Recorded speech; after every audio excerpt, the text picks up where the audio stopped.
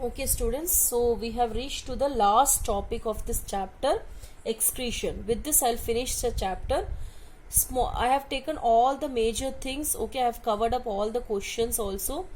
Here, there's simple 2-3 sentence which I have left that you have to read on your own, right?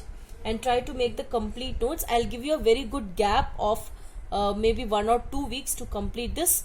Not 2 weeks, 1 week, right? So next, not this coming Monday, but the next Monday only I'll post the next chapter. So by that time, you just thoroughly go through this chapter and complete it, right? So excretion, you all know actually what do you mean by excretion. Excretion is nothing but removal of the waste, okay, from the body. Removal of waste. Okay, so removal of waste is actually in the lower classes. The waste is the term which we use in the lower classes. Now being in the 10th standard, you should not write it as general waste, but you have to write it as the nitrogenous waste. Okay, so what we have to write it as? Nitrogenous waste. Nitrogenous waste. The urea, uric acid, they are called as the nitrogenous waste. Okay, so I'll just read it from the book on page number 110. We have already discussed how organisms get rid of gaseous wastes generated during photosynthesis or respiration. Till now we have studied about the removal of carbon dioxide, which is actually a waste but a gaseous waste. Okay, other metabolic activities generate nitrogenous waste which need to be removed. The biological process involved in the removal of harmful metabolic waste from the body is called as excretion. So excretion is nothing but the process of the removal of the nitrogenous waste from the body, right? So now we'll see excretion in the human being. It's very simple. You all know that the main thing is our kidneys, right? So there are 2 kidneys, you know. So kidneys are the main excretory organ, okay? So they are the bean shaped. They will be in the shape of the bean. So you have a pair of kidneys, okay? From the pair of kidneys, you can see that there are 2 tubes comes out, okay? This is also actually a pair. 2 tubes come out. They are called as what? They are called as the ureter. Left ureter and the right ureter. So this is nothing but kidney, okay? This is, you have the ureter, okay?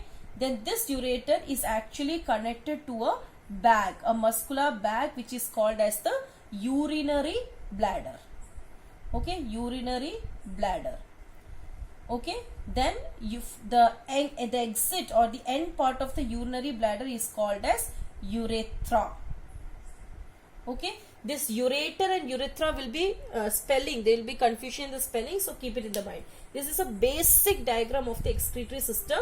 You have a pair of kidneys. From the pair of kidneys, 2 tubes come out, which is called as ureter. Okay, ureter. Then it is connected to a bag structure called as urinary bladder, and the opening of the urinary bladder is called as urethra. Okay, now let us read from the book. The excretory system of human being includes a pair of kidney, pair of ureters, urinary bladder and urethra. Kidneys are located in the abdomen, one on either side of the backbone. Towards the back of the abdomen only actually the kidneys are situated. Urine produced in the kidneys pass through the ureters into the urinary bladder, where it is stored until it is released through the urethra. So actually what happened? The urine, okay, which is actually considered as a nitrogenous waste, it will pass from the kidney and okay, and through the ureters it will reach to the urinary bladder, and it will store in the urinary bladder until it is released through urethra. Okay, now how is urine produced? So how is this urine produced? The purpose of making urine is to filter out waste products from the blood. Actually, what is this nitrogenous waste? Okay, so blood, okay, in blood you all know that blood consists of most of the good things which are essential for our body, but of course there are some percentage of the things which is harmful for our body and must be removed. Okay, that only is called as the nitrogenous waste. Those nitrogenous waste are sucked from the blood, or you can say those waste products are removed from the blood. Okay, in the form, those wastes are called as nitrogenous waste. And human being, mainly the nitrogenous waste will be what all things? Urea, okay, urea or uric acid. These are the nitrogenous waste which is produced from the human body, right? it is then no surprise that the basic filtration units is the kidneys. Okay, so now on page number 111 you can see the structure of the nephrons. Okay, what are nephrons? Nephrons, it's very important. Nephrons, so nephrons are nothing but, nephrons are functional unit of kidney. Okay, what is the meaning of that? See, you have a kidney, right?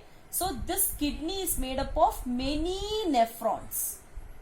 Okay, one of that nephrons diagram only is on page number 111, figure 6.14. Okay, so what they say that if you see the nephrons diagram, so nephron diagram, you have a Bowman's capsule on the top. You can see a cup-like shape.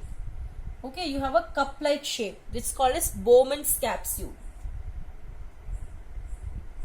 Bowman's capsule. Okay, so each capillary, so this nephrons, they consist of many blood vessels. You can see on figure 6.14 that it is completely rotated with the blood vessels, right? Capillaries in the kidneys associated with the cup-shaped end of a coil tube called as Bowman's capsule, right? That collects the filtrate. Actually, filtrate is nothing but the thing which we want to filter, the blood which is need to be filtered. That's called as filtrate. Okay, so what happens? The blood will reach to the Bowman capsule of each and every nephrons of the kidney. Okay, listen very carefully. I told you kidney has many nephrons on it. Each and every nephron has Bowman capsule, right? I'm just drawing here. So this is kidney. The kidney is completely a cluster of nephrons. Each and every nephron has Bowman capsule, and each and every Bowman capsule will receive the filtrate. Filtrate means the blood in which we have to remove the waste. Actually, filtrate is nothing but blood which consists of waste. That is called as filtrate. Okay, so each kidney has large number of these filtration unit called nephrons. I told you already. Okay, packed close together. So now some substance in the initial filtrate such as glucose, amino acid, salt and major amount of water are selectively reabsorbed as the urine flows along the tube. Okay, so now filtrate has reached, that is blood has reached. From that you have to segregate. Okay, what you have to segregate? When it is reaching to kidney, almost all the good items, okay, that is which is required for our body is already absorbed in the small intestine and large intestine. Okay, but then also there will be some water, glucose.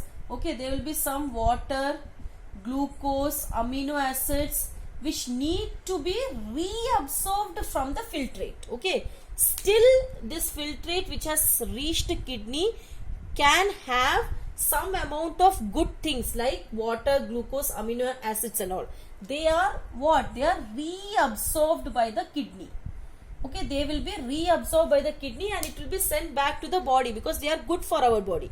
And the rest of the things is made as urine. So this urine is the one thing which has completely waste, or it is a liquid from which the completely these things which are left out, the good things are reabsorbed. Okay, then what happened? These urine will, so now this everything is happening in the nephron which is there on the kidney, right? So now the filtrate, listen very carefully, the filtrate has reached to the nephrons. Okay, in the nephrons what is happening?